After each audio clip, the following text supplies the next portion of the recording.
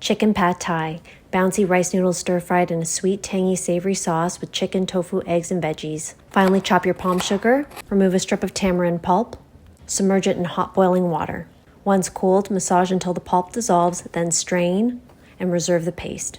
To your sliced chicken thighs, add salt, mix well. Over low-medium heat, add palm sugar, break it apart, let it melt and caramelize.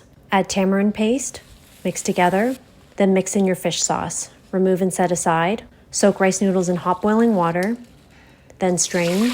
Over medium heat, add avocado oil, chicken thighs, cook through on both sides, and set aside. Avocado oil, shallots, garlic, cook until fragrant. Add tofu, mix together, push everything to the side, add your rice noodles and your sauce. Mix the sauce into the noodles, then mix in your tofu. Add water, mix back in the chicken, more oil, eggs, scramble them first, then mix with your noodles. Bean sprouts, garlic chives, one last mix, garnish with lime, bean sprouts, garlic chives, crushed peanuts, recipe link in bio, like and follow for more.